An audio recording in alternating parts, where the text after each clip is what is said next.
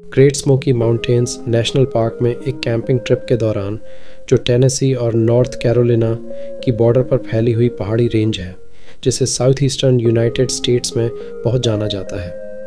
Great smoky mountains नाम उस natural fog से आया है जो अक्सर पहाड़ों के ऊपर तैरता रहता है और दूर से देखने में ऐसा लगता है जैसे धुएं के गुब्बार हो। इंटरेस्टिंग बात यह है कि ये फॉग वहाँ की लोकल प्लांट्स से निकलने वाले ऑर्गेनिक केमिकल्स की वजह से बनता है, जो हाई वेपर प्रेशर के कारण नॉर्मल टेम्परेचर पर भी आसानी से हवा में उड़ जाते हैं। वैज्ञानिक एक्सप्लेनेशन कोई भी ना जाने, लेकिन ये फॉग जब पहाड़ों की चोटियों से लिपटा होता है तो बहुत ही ईरी और क्रीपी लगता है।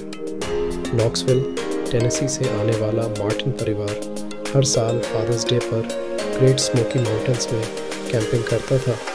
1969 का साल यंग डेनिस के लिए ख़ास था, क्योंकि ये उसकी पहली ट्रिप थी अपने डैड, बड़े भाई और ग्रैंडपा के साथ। फैमिली केड्स कोव नाम की एक आइसोलेटेड वैली में पहुंची, जो पार्क के टेनेसी साइड में है। फिर वहां से हाइक करके वे पहुंचे रसल फील्ड, जहां उन्होंने अपना कैंप लगाया और रात के लिए तैयारी शुरू की। अगले दिन सुबह वे निकले स्पेंस फील्ड की तरफ, जो एक बहुत ही सुंदर मेडो, खुला घास का मैदान था और एपलेचियन ट्रेल के बीच से गुजरता था। जब वे स्पेंस फील्ड पहुंचे तो डेनिस और उसका भाई नियर बाय कैंपर्स से मिलने निकल गए। वहां उनकी मुलाकात कुछ दूसरे बच्चों से हुई जो उन्हीं की तरह कैंपिंग पर आए थे, और सब बच्चे जल्दी दोस्त बन गए। डेनिस के पिता खुश थे कि उनका बेटा दूसरे बच्चों के साथ एंजॉय कर रहा है। इसका मतलब था कि बड़े लोग अपने 4 आदमी के टेंट को असेंबल करने में ध्यान दे सकते थे। टेंट लगने के बाद भी डेनिस बच्चों के साथ खेल रहा था। उसके पिता ने देखा कि बच्चे छुप छुप कर बड़ों पर प्रिटेंड अटैक करने की प्लानिंग कर रहे थे, जैसे प्लेफुल जंगल एम्बुश। जैसे ही एडल्ट्स उस एरिया में आए, सभी बच्चे चिल्लाते और ग्राउल करते हुए बाहर निकले। मस्ती में अपने पेरेंट्स पर टूट पड़े, सिवाय डेनिस के। डेनिस के फादर ने देखा कि डेनिस बाहर नहीं निकला। थोड़ी देर इंतज़ार करने के बाद उन्होंने अपने चेयर से उठकर उस स्पॉट पर जाना शुरू किया जहां उन्होंने डेनिस को आखिरी बार देखा था। शुरुआत में उन्होंने नाम पुकारा, थोड़ा सख्ती से, लेकिन फिर आवाज़ में डर आने लगा। धीरे धीरे दूसरे पेरेंट्स को भी एहसास हुआ कि कुछ बहुत गलत हो गया है। जब डेनिस के ग्रैंडपा को ये पता चला तो उन्होंने 2 टीमें बनाई। एक को एपलेचियन ट्रेल पर भेजा और ख़ुद वापस गए केड्स कोव रेंजर स्टेशन पर, जहां वे रात 8:30 पर पहुंचे। इसके बाद शुरू हुई एक बड़ी सर्च एंड रेस्क्यू ऑपरेशन, जिसमें national park service, national guard और ग्रीन बेरेट्स तक शामिल थे। सर्च के पीक पर करीब 1400, ना कोई सुराग न डेनिस। बाद में सर्च ऑपरेशन की काफ़ी आलोचना हुई।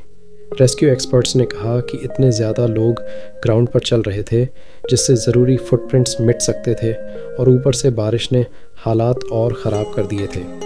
एक टाइम पर एक बच्चे के शू प्रिंट मिले, लेकिन उसे नज़रअंदाज कर दिया गया, कहकर कि ये किसी बॉय स्काउट के होंगे। लेकिन बाद में पता चला कि वो निशान उसी बच्चे के थे जिसका एक जूता और मोजा स्ट्रीम के पास मिला, और वो डेनिस हो सकता था।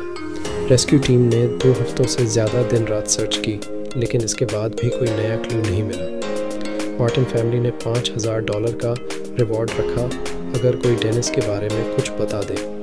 इससे कई सेल्फ प्रोक्लेम्ड साइकिक्स सामने आए, लेकिन किसी ने भी कोई मदद नहीं की। 1985 में एक आदमी ने दावा किया कि जब वो इलीगली अमेरिकन जिनसेंग कलेक्ट कर रहा था, तब उसे एक बच्चे की स्केलेटन हड्डियाँ मिली, लेकिन उसने डर के मारे किसी को नहीं बताया, क्योंकि वो पकड़ा जा सकता था, और जब बताया भी तो वह जगह खुल चुका था।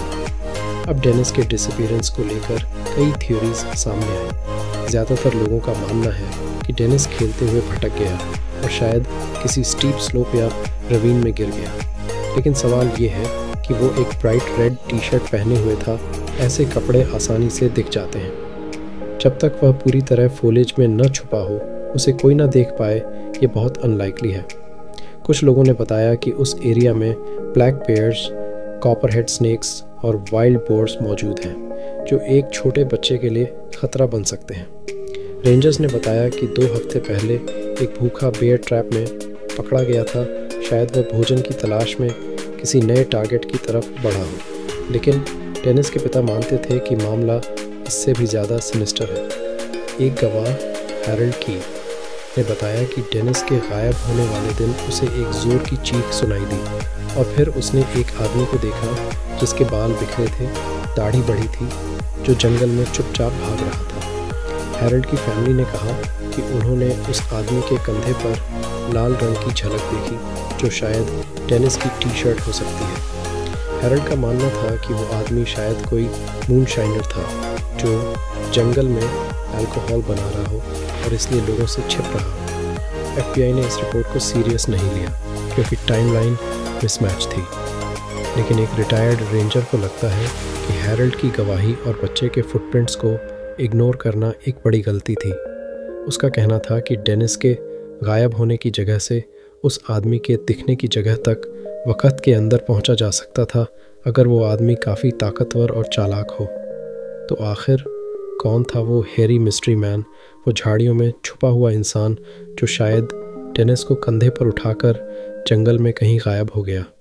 चूँकि अथॉरिटीज़ ने ठीक से इन्वेस्टिगेशन नहीं, हमें शायद कभी नहीं पता चलेगा, और अगर पता भी चले तो शायद उस सच्चाई को जानकर शांति के बजाय और ज़्यादा डर पैदा हो। फैमिली को क्लोजर मिल सकता है, लेकिन कभी कभी ऐसे सवाल इतनी देर से जवाब पाते हैं कि वे नाइटमेयर्स में बदल जाते हैं। डेनिस मार्टिन को क्या हुआ, ये सोचकर भी सबसे हिम्मती इंसान का दिल कांप सकता है।